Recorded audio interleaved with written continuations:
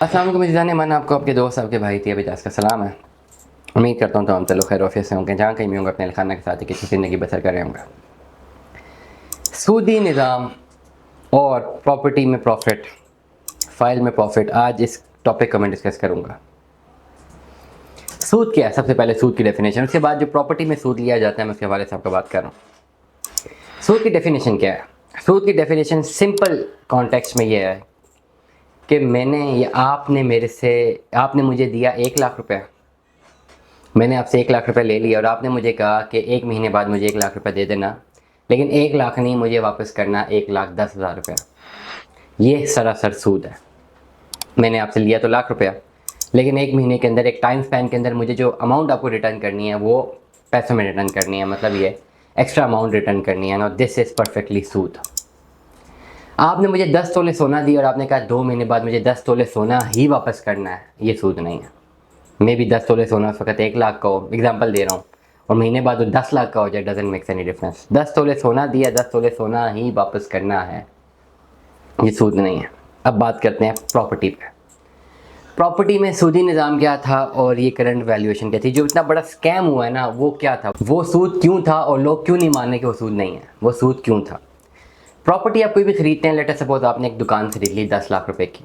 जैसे ही आपने दुकान खरीदी, फिजिकली आपने उसका कब्जा ले लिया और आपने उसको रेंट पे देना शुरू कर दिया, और अगले ही महीने से 10,000 रुपये उसका रेंट आना शुरू हो गया। एग्जाम्पल दे रहा हूँ, मतलब ये कि आपकी ₹1,00,000 की इन्वेस्टमेंट के अगेंस्ट आपको 1,10,000 रुपये अगले महीने मिल गया, लेकिन उसमें आपकी एक्टिविटी इन्वॉल्व थी कि आपने एक फिजिकली शॉप ली और फिजिकल शॉप में आपने जो है उसको एक एफर्ट की, फिजिकल शॉप आपके पास थी, आपने उसको रेंट पे किया, वो 10,000 रुपये रेंट आ रहा है, वो जो प्रॉफिट की शक्ल पे आ रहा है, लेकिन वो लीगल है, वो सूद नहीं है। अब दूसरा जो सिनेरियो था जो इस वक्त हुआ बहुत सारे लोगों के साथ, जिसमें लोगों ने ये आवाज़ निकाली थी मार्केट में कि जी हम 1 करोड़ रुपए की हमसे अब शॉप खरीद लें और हमारा इस पे रेंटल वैल्यू हमसे ले लें, मतलब ये 1 करोड़ की शॉप है और 2 लाख रुपया पर मंथ आप रेंटल वैल्यू लेगा। अब ये सरासर सूद में आ रहा था। क्यों?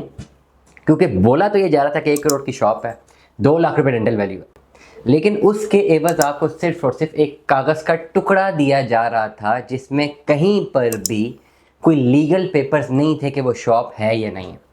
और जिस साइट पे बताई जा रही थी कि वो शॉप है, एग्जिस्ट करती है, उन साइट्स पे मोस्टली कोई बिल्डिंग ही एग्जिस्ट नहीं करती थी, खाली एक प्लॉट या उसका ग्रे स्ट्रक्चर एग्जिस्ट करता था, जिसको दिखा के वो एक डमी फाइल बेची गई और कहा गया जी 2 करोड़ रुपए का ये ओवरऑल ये फ्लैट है, ये अपार्टमेंट है, ये शॉप है, जो कि अभी खड़ी ही नहीं हुई हुई, जो कि एग्जिस्ट ही नहीं करती। या तो उसका ग्रे स्ट्रक्चर है या उसका सिर्फ प्लॉट है और कुछ भी नहीं है, और कहा ये क्या कि ये शॉप है, जी एज्यूम कर लें शॉप, ये फलाने स्क्वायर फुट की शॉप है और इसका रेंट हम आपको जो है 2 लाख पर मंथ दे रहे हैं। बहुत सारे लोगों ने कहा ये तो जी टोटल रेंटल वैल्यू है, इसमें तो सूद आता ही नहीं है। कैसे नहीं आता? एक चीज़ एग्जिस्ट ही नहीं करती।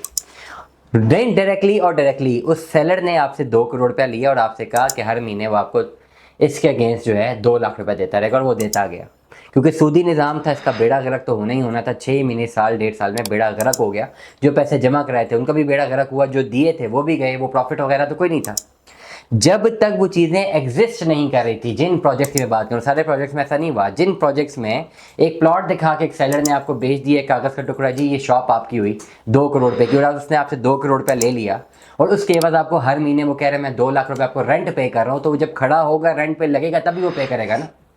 कोई भी प्रॉपर्टी खड़ी है, प्रॉपर्टी खड़े होने के बाद एक ऑनर बोले कि जी इसकी जो टोटल मेंटेनेंस के राइट्स है वो मैं रख सकता हूँ, वो आप इसको रेंट पे नहीं देंगे, मैं चाहे जितने मर्जी रुपए रेंट पे दूँ, मैं आपको हर महीने इतना रेंट पे करूँगा, वो जायज़ है। क्योंकि वो डेफिनेटली वो डायरेक्टली ऑन ग्राउंड एक चीज़ मौजूद है, वो भले मैंने इस पर सर्विसेज पे करनी है, देनी है आपको, आपका अपार्टमेंट है आपके नाम पे, लेकिन मेरी बिल्डिंग में है, मैं आपसे कहता हूँ कि हर महीने में इसका ₹1,00,000 आपको रेंट दूंगा, मैं जानूँ मेरी पार्टियाँ जाने, मैं 1,15,000 रेंट पे दूँ, मैं 1.5 लाख रेंट पे दूँ, मैं 50,000 रेंट पे दूँ, मैंने आपको लमसम ₹1,00,000 पे करना है, क्योंकि वो फिजिकली एग्जिस्ट करती है जगह, वो सूद नहीं था।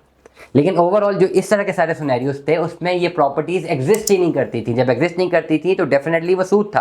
और अगर आपने वो फाइल को पढ़ा हो ना, तो फाइल में कहीं पर भी नहीं लिखा था कि आपके पास लीगली कोई राइट्स है उस पर्टिकुलर प्रॉपर्टी को बाय करने के, या प्रॉपर्टी आप उसके नाम पे होती है। वो खाली इसी अगेंस्ट में थी कि आपने इतने पैसे देने और इतने पैसों के बस आपको इतना पैसा मिलेगा।